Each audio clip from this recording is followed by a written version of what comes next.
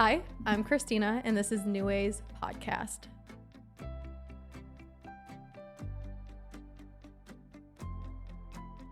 Today, my guest is a breathwork facilitator and a man of the world, Javier Moyano. Thank you for being here with me today. Thank you for having me, and I'm excited to do my first podcast with you. I'm so excited that you're here, you guys. Javier just got off of a flight from Costa Rica to be here. Ooh. So I appreciate you. That's where I met him. But despite all of that, the topic of conversation we are talking about today is something that I am obsessed with and very passionate about because it's been so influential in my own life, is breathwork and how breathwork essentially saved your life. Yes, it did. So how about we start in the beginning? Anybody interested in breathwork, please listen to this because I'm such a firm believer in holistic measures to improve your health. To start your story, you were in the Navy when you got sick. So let's start there. Tell me about that. Okay. So it was 2020, right, when COVID started becoming a thing. And I was out to sea on the carrier. And we were just seeing the news on the TVs that we have on the carrier, everything's closed down and we're just stuck on a ship in the middle of nowhere. So it really didn't affect us that much. But it was just, I don't know. I felt like I was in kind of like a dream or like a movie. Like I'm in an aircraft carrier while the world is like on lockdown. And I'm like, oh my God, what's going on? Like, is something else happening that I don't know? And so we all will dream up like these crazy scenarios. I'm like, what's actually going on? Like, what is going on back home? Whoever could make up the craziest story would. Yeah, like you're in your own world on a ship. All right, so I got a little sidetracked there. But okay, that's part of the story though. Yeah. So you're on this carrier in the Navy. You hear about COVID, and then dun. And then it was right before we were about to pull into our first port, which was Vietnam. And so I've been out to sea for 2-3 months now, without seeing land. And I'm like, no, we're getting off. I don't care if we have COVID or whatever. But Vietnam at the time didn't have any restrictions or anything. So they'd allowed us to pull in. And I was able to spend 3-4 days just of freedom out there. Actually longer because we got our first case of COVID being out in Vietnam. And they didn't allow us to go back on the ship because it's such a close quarter space. Yeah. That they're like, okay, we have to make sure we quarantine this person. And then you guys are allowed to come back on.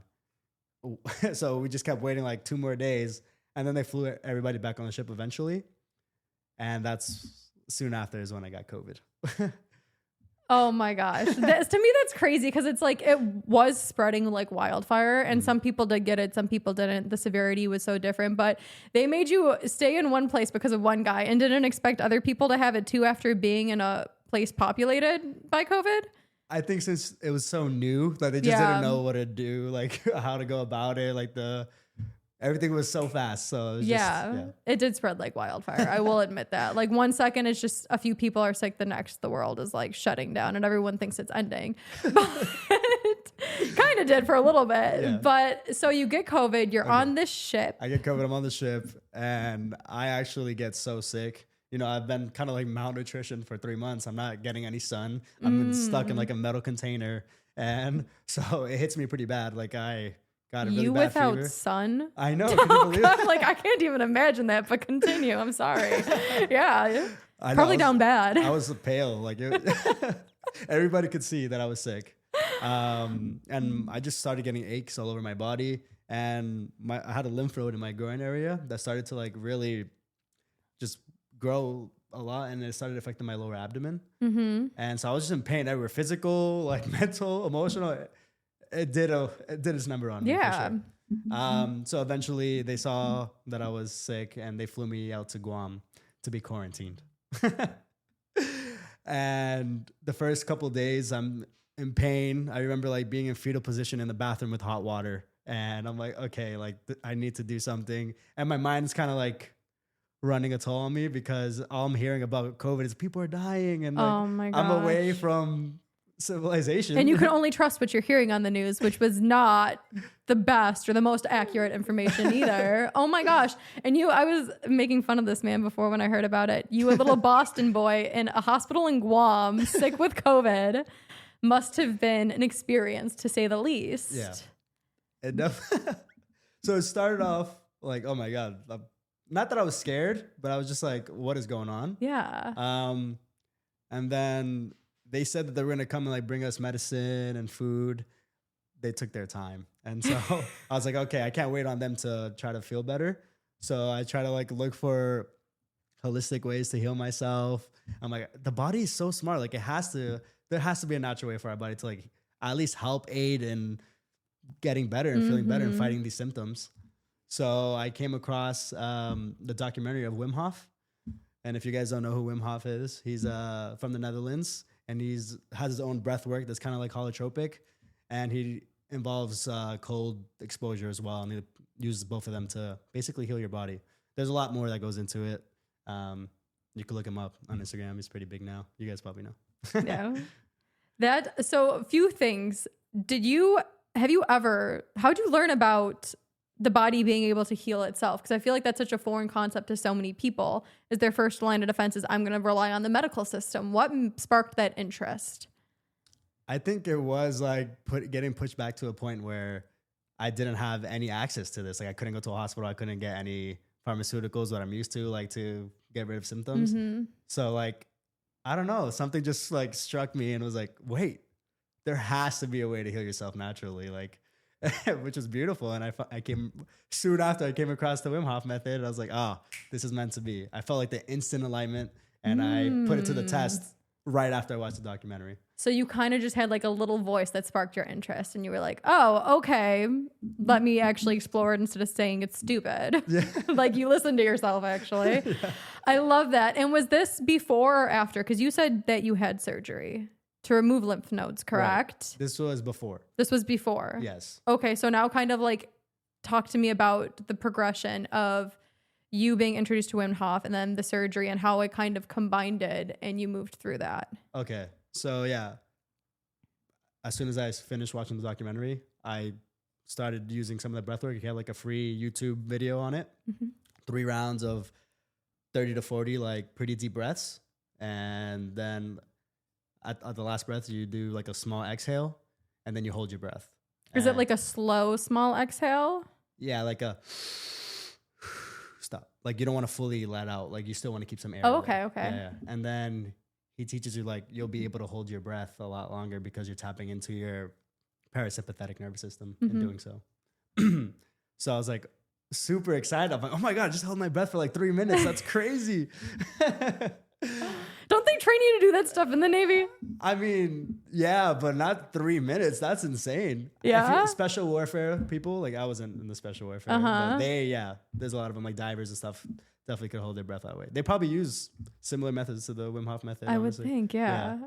Okay, so you learned how to hold your breath 3 minutes, and we're super excited about it. And I started feeling like I have power. Like, oh my God, I do have power in myself. Like maybe this is a real thing. So I did it again the next morning, and I also did a cold shower because that's part of it. And instantly, like most of my symptoms went away, and I was like, oh my goodness, this is great. So every day I was doing every morning. Like right when I woke up, I would do 4 rounds of breath work. Okay. Wim Hof method. And I never felt better. I felt better than even before going into my deployment with the Navy. Like, oh, really? Yeah. I love that. And I was like really in tune with my body. I was like, even with meals, even though we were only getting 1 meal a day, like that would satisfy me. I didn't even need more because I was doing so much breath work. I was like, oh, Javi, like you could use this little bit of external like nutrition. Yeah. To just like keep your body going. And like I realized I didn't need a lot of things outside of me during this time. And all right, I keep getting sidetracked, but let's so basically 3 months later they fly me back to San Diego. And I still doing the breath work, but I still have this lump like right in my groin area from my lymph node. And I go see the doctor. I'm like, okay, like my abdomen's kind of hurting. Like I need to do something about this. And he's like, oh, like if it's bothering you that much and it's that big, and he could feel it. He's like, wow, that's really tender. We have to check to see if it's cancerous. Yeah, lymph nodes are not supposed to stay big. They'll get big when you're sick, but once you're not sick, they're not supposed to be big like that. Right. So I was like, okay, well, do whatever you have to do to like make me feel better. Well, yeah, somebody mentions cancer. You're like, yes, please, let's figure this out sooner than later. Thank you. Right. Yeah. And I like that he gave me the choice. He's like, do you just want to like take I don't know what the name is, but A biopsy, like a piece of it, or do you want to remove it? Right. I was like, at the time I was like, oh, remove it. I don't want this thing like affecting my abdomen. Like, I just want to be able to work out again and not feel pain and stuff like that. Mm-hmm. So they did. Like they listened and they took it out.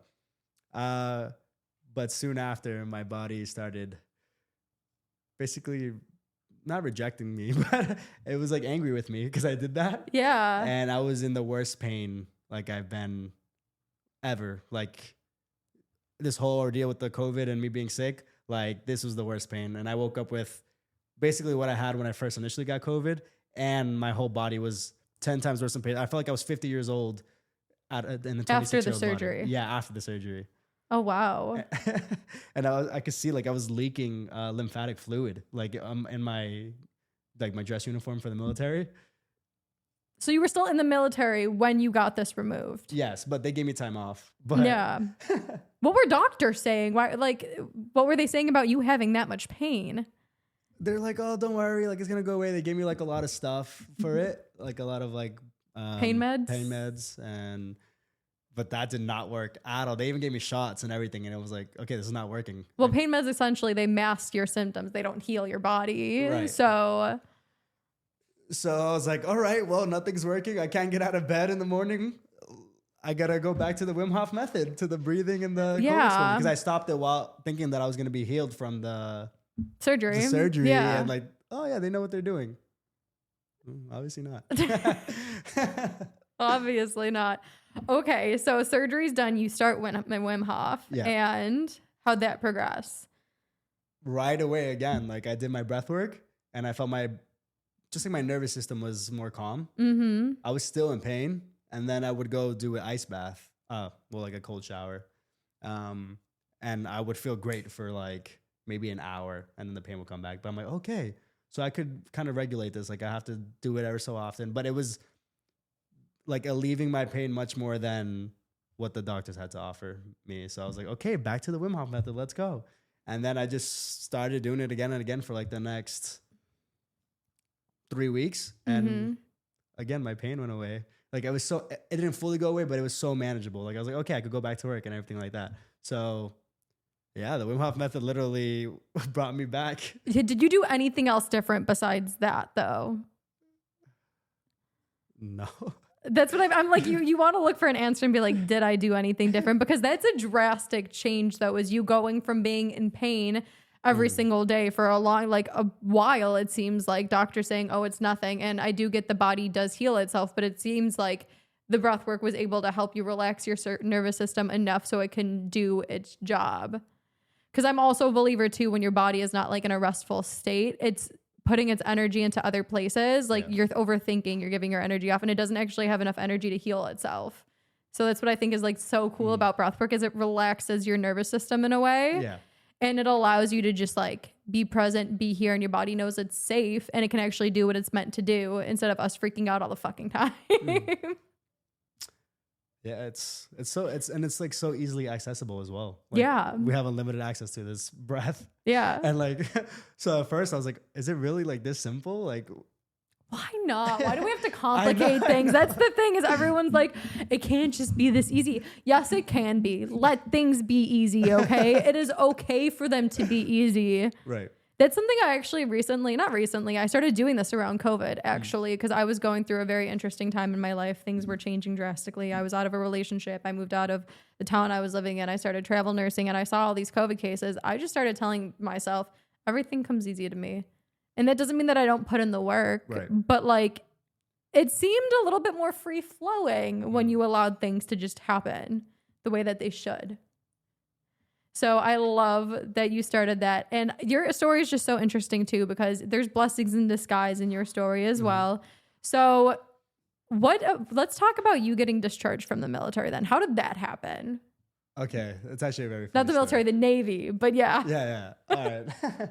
So after the surgery, yes, they gave me like 2-3 weeks to heal basically. So I was home and that's when I was in a lot of pain and I started doing the Wim Hof stuff again. And then eventually when I came back to work, I still had this hole in me, like where they did the surgery, like it didn't close up by itself. And I was like asking them like, what's going on here? They're like, oh, here, just like, they gave me like cotton balls to like, just keep their, to get the fluid off. You gotta love it. You gotta love it. You're like, okay, thanks. I could have went to Walgreens. Yeah. But the thing about the military too, or the Navy, is that they do have everything to take care of you, but you have to advocate for yourself. Like, basically, you have to care about yourself to go and do it, because they're not gonna like search for you, like, oh, are you okay? No, like you have to really advocate for yourself. So that I did. Yeah. So we go out to sea again for like 2 weeks, and I'm starting to be a little pain again. I'm not doing breath work on the ship. I'm working like 16 hours a day or 14 hours a day around there. Mm-hmm. And then the rest of the time I'm sleeping or having a meal. That's it. Yeah. So I'm in my dress uniform and people are asking me like, what's this wet? Like, why is it wet over here?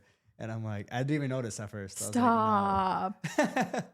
And then I look and I'm like, oh, that's the hole where they took out the, where they took out my lymph node. And it's leaking lymphatic fluid, which I think. In your uniform at work on the ship. Right. And then I was like, oh, this can't be good. This definitely. And then it started looking like a little infected. So I was like, okay, I need to do something now. Like I have to take care of myself right now because this could go bad. We're still out to sea. Mm-hmm. There's not, I mean, there is like a medical on board to help you, but there's not. So I basically go to my commander at the time and I pulled down my pants in front of like in front of like 10 of my chiefs, my commanders, and I'm like, yeah, this is what's going on right now. Yeah. And one of them really like, he took it to heart and he like brought me up to all the way like the master chief, which is like one of the top players on the ship. Mm-hmm. And he brought it up to him and they did take care of me. They're like, okay, for the rest of the time out, like just be in your bed, just do whatever you need to take care of yourself. And then when we go back into ports, we'll take care of you. Which I was like, okay, great. Yeah. So I go back to port and they kind of put me with like a group of people who are going through medical issues as well, that they might transition out of the military, but also might stay in depending on like what's the better option for the military and for themselves. Mm-hmm. And in doing so, like I got with the people that basically told me that you could get out, Javi. Like you already almost done with your contract. Mm-hmm. And since this happened to you and like it's actually affecting your body on a daily basis, like you could get compensation. Mm-hmm. And everybody could get compensation in the military. It's like through the VA, like you take a test and all that stuff. But I just had like an extra due to this. Yeah. And yeah, no, it was a blessing. They took care of me. It was like another year and a half of like doing work and working with them and stuff like that. But eventually I got out with 100% basically like disability from the military. And yeah, now I get like a pension kind of. I was going to say so going through it though, how did you feel about everything that was going on? Did you feel like this was like the world kind of ending around you? You were like, what is going on? Or were you, for lack of term, like excited about getting out? I'm just curious. I was excited, but also like what I was going through during that time was not exciting. Yeah. Because my body was still like in pain most of the time. And I couldn't be as active as I wanted to, like I used to. Like I'm a very active person. Like soon after work, I would always go like play soccer or go for a run and do all that stuff. I literally stopped for like a year. And it took like a toll physically, obviously, but emotionally. Yeah. Like, to the point where like almost self-harm was happening because I didn't know how to like deal with it. Well, I mean, I'd probably just be scared. I'd be scared. I'm like, is this how my life is going to be from now on? Am I going to be struggling with health issues? Mm-hmm. Like that would be what's in the back of my mind, because if you're sick for that long and then you do what the doctors tell you to do and that's not working, I'd be like, is there any light in the distance? Yeah, I guess the light in the distance was knowing that they were going to take care of me with the pension and stuff like that. Yeah. But so you got out, and then what did you do when you got out? Like for work or anything. So like this is kind of where I'm getting to too, is you actually trained with Wim Hof. No, you're a breath work coach, breath work facilitator, like certified. Right. Talk to me about that process. So you started a breath work through your medical journey. Yeah. And then you just decided to go and get certified. So as soon as I got out of the military, I kept up with the Wim Hof method. Yeah. And I like, for months on end, I would do it and I'll feel great. And then I'll stop and I'll see like, oh, wait, damn, I feel like shit again.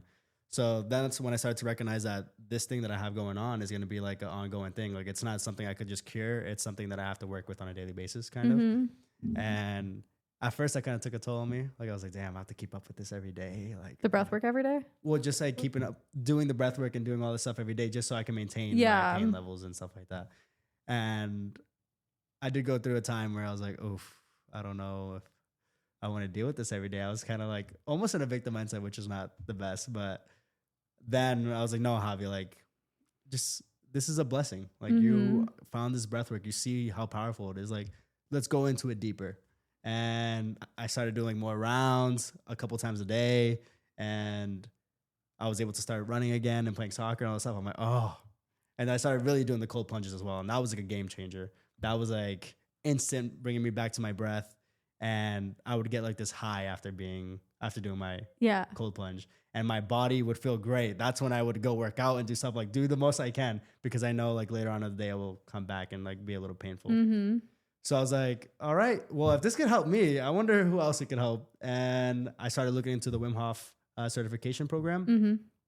And I just one day was like, I think I'm going to go and get certified. And I signed up and I went to the Pyrenees Mountains and between Spain and France and did like a 10-day certification with them. And it was so beautiful. Oh my goodness. That sounds beautiful. Going to which mountains you said in France? The Pyrenees Mountains is between Spain and France. Okay. Yeah. Do you mind talking me? I know it was 10 days. Do you mind talking me a little bit about like the gist of what they taught you there? Any like life altering things or like just words of wisdom, certain anything, things that stick. Yeah. Yeah, there was quite a bit of things, but I'd say a big thing they told me is like the breath is like a bridge between like our outside world, like our 3D world, and like our inner world. And they gave this scenario where it's like, what happens when you don't breathe for like 30 seconds? You lose consciousness. So wait, when you don't breathe for 30 seconds? Not 30 seconds, just like if you hold your breath for long enough. Definitely. Yeah. Right. So this is like the one thing that we do constantly every day that's keeping us alive. Like, and you don't even think about it. It's just natural. Your body just knows to do it. Yeah, exactly. Yeah. So I don't know why that stuck with me so much. I'm like, oh my God, it is like a bridge between like my life and like, I guess my spirit or something like that. Yeah.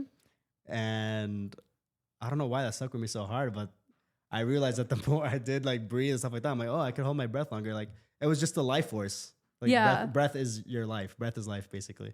Yeah, a lot of my instructors will say, well, for one, breath is life. Because if you don't breathe, if you're not breathing, what are you? You're dead. That's usually what it is. Is you stop breathing, people are like, oh, they're gone. So it is literally like your life force because it is what keeps everything in our body kind of does rely on oxygen-rich blood. If you don't have oxygen-rich blood throughout your organs and your body actually starts to shut down. So that's why we worry about people's blood pressure in the hospital. I'm not going to get all technical in it, but it is essentially your life force. But like what a lot of my breath coaches will tell us is like, it can control your life. Like just taking a breath really sets the tone for things. And like, none of us are actually breathing the way that we should. A lot of us are shallow breathers.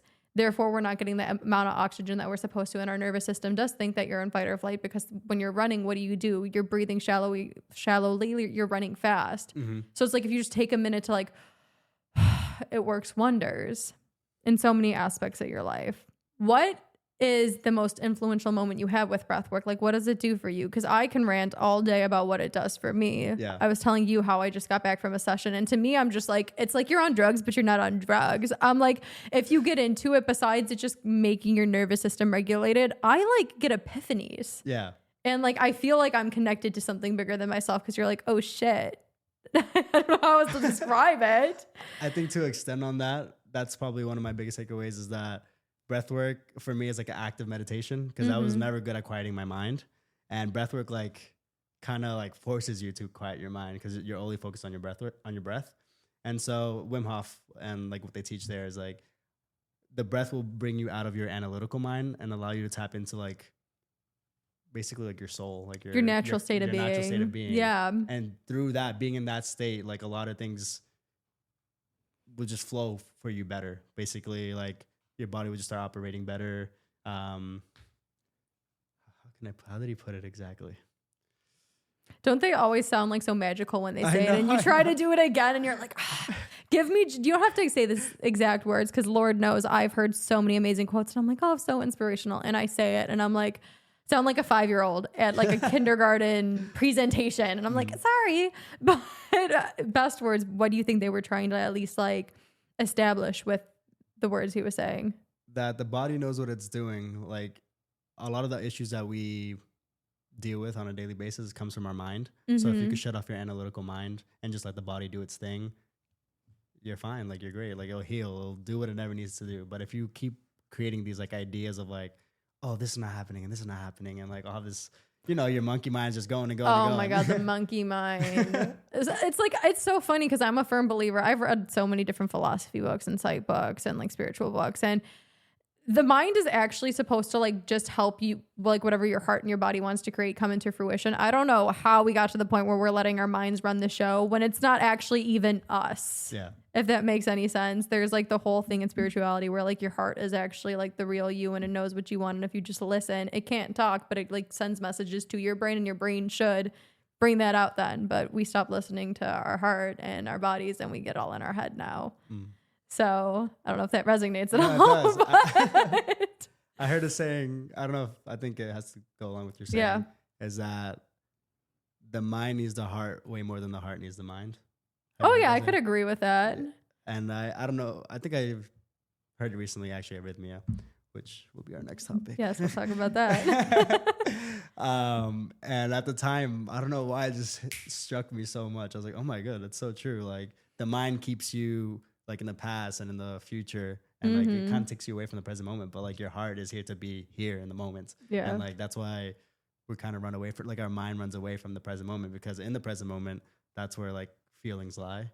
And yeah, no, it sounds great, and I don't want to go on a tangent either about this whole mind heart thing, to be honest with you. But I'm like, there's something else. Is like something else I read too was like your mind actually like can be influenced by everybody around you, because we're constantly getting in all this like feedback from everything. So like your mind can be manipulated, but your heart can't. It doesn't think. It just knows. Where your mind is constantly thinking and trying to figure things out. Your heart doesn't think. It doesn't have that capability. It just knows things. So it's like, what are you going to listen to? The thing that's actually inside you and probably knows, or this little voice up here that's taking in details from everybody else and it's influenced by it. I read that and I was like, oh, that's so right. Like, the heart doesn't have to fucking think. It just does. It is. On that note then too, to kind of wrap up, I know you are back in California for a little bit, in San Diego for a few months, and you want to do some things in your community there with Breathwork. Yes. So I hope, can you share that with us, what you kind of plan on doing, just for any of the listeners that are in San Diego potentially can see you work your magic and teach Breathwork? Okay, yeah. Yeah, I would love that. So before I left on this journey that I went on this past year, I was working with a gym called Motivity Fit. And I was doing classes with them, breathwork classes, and also like kind of like day long, we call it like a fundamentals workshop. And that goes into like the science behind the method. We do a cold plunge, we do breath work. And then I also usually like cook a meal for people just to get the whole vibe. But something that I really want to bring this time that's new is I live in a mountain town near San Diego called Julian.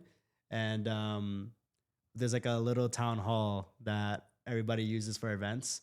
So I think I'm gonna start doing events there where it's like a ceremonial, like cacao and breathwork event. Yeah. And I just want to see like how, I know how it affects me, and I know it's such a powerful thing. So I think it could really affect like a small community like Julian. Yeah, I'm extremely grateful for breathwork. I stumbled upon it just in a time. For me, I was physically healthy. It's definitely brought like my stamina, me feeling better and my body up. But for me, it just gave me so much mental clarity. And it just made me feel like everything was going to be okay in a moment of chaos in my life. So anybody who is interested, please like look at resources. Honestly, you can message me. I'm sure Javi won't even care if you mention him asking about it. All of his info will be in the description below in the episode. And any last words before we kind of end this lovely discussion that you blessed me with? If you're curious about breathwork, just dive into it. Like if you're curious, that means there's something there that wants you to maybe just venture into it. And I will tell you from my experience that that was the best thing I've ever done in my life. So I love that. Thank you so much for this amazing conversation. Thank you for being here with me. I appreciate it. Of course. So much. And thank you so much for listening. Until next time, I love you guys. Boom. Damn, that went by. Right? It goes by fast. I could have.